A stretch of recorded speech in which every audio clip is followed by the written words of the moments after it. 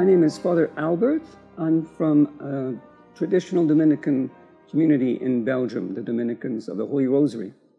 And I'm here at the Fatima Center to answer some of your questions. Can the Church lift the requirement of priestly celibacy and allow priests to marry? Now, it's true that there are married priests in the Eastern Rite, so this is something that does exist. But that doesn't mean necessarily that, the Church can do whatever it wants to with this question of the celibacy of priests. First of all, it's the tradition of the Church that the apostles themselves made the vows of poverty, chastity, and obedience. Several documents of the Church speak of this. So even if they were married, for example, St. Peter, we know that St. Peter was married.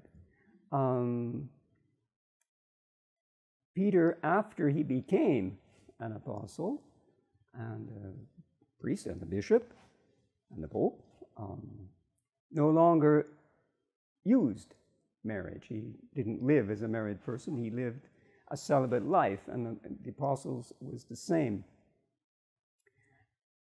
And we know for a fact already in the 4th century that this became a universal law for priests not to be married, to be celibate. Later on, it's true that there was a certain tolerance, and there still is today, for certain priests to be married in the Eastern Rite.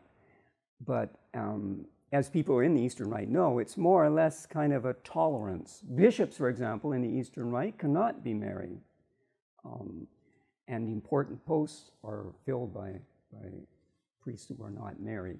So it's more or less a sort of tolerance for priests, usually in small villages or less important places. You would have priests who are married, but it's not something that's at all universal. You can't really say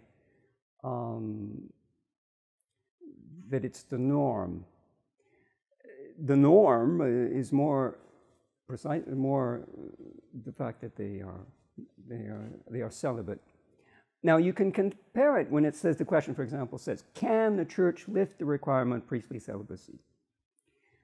We can compare it with the question of, can the Church allow women priests?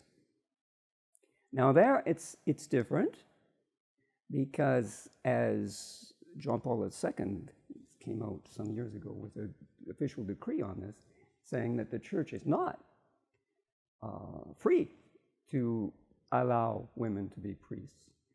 And afterwards, Cardinal Ratzinger at the time explained that, in fact, this was not an infallible pronouncement. It was simply a declaration of something that is absolutely sure from tradition. The Church cannot ordain women priests, and that's something that comes from our Lord himself. Women can't become priests. This is not the case with our question here. Can the Church lift the requirement of priestly celibacy? Absolutely speaking, you could say yes, because there are priests who aren't celibate. So it's not on the same level. But when you have a tradition like this that goes back at least 15 centuries, and even back to the apostles, of priests not being married, we can rather say our Lord has allowed the Church to make exceptions to this norm that he set himself, that priests should not be married. He has not made it an absolute law. But the fact that it goes back in tradition so early means it's not something the Church can just do with as she please. There is a profound reason for this norm. You can compare it in a way to the virginity of Our Lady, because she was so close to our Lord. God wanted her to be a virgin, and he performed the miracles necessary so that that could happen. Similarly, the priest is so close to God, so close to our Lord, who was a virgin, that it's fitting and most fitting that they be celibate. Now, St. Jerome mentions the fact that in the Old Testament, even, when the priests exercised their priestly functions, they did not make use of marriage. They abstained from the marriage act during the time of their exercise of their priestly functions, which wasn't continuous. They had different times when they would exercise their priestly functions, and then they would leave, and another priest would take over. And St. Jerome mentions the fact that in the New Testament, the priest is always exercising his priestly functions. He says Mass every day. So there's never an occasion where he could use marriage if he was married. Now that obviously goes against our modern mentality of sensuality, which has become a sort of God, something that people don't understand. But we have to understand the Church's teaching on this, and really it goes back to our Lord himself. The marriage act, obviously, is not a sin. It's a virtuous act. But at the same time, it involves a certain absorption of the spirit by this bodily pleasure, which is so intense that there's a certain opposition with spiritual things. It's just the way it is. St. Thomas, for example, explains, when he talks about the marriage act, that because it involves this intense pleasure, which causes a certain suspension of the use of reason, that there must be a justification for this act. And the justification he gives is the fact of the procreation of children. Similarly, then, we see when it's a matter of exercising the priestly functions, which are very spiritual, there's a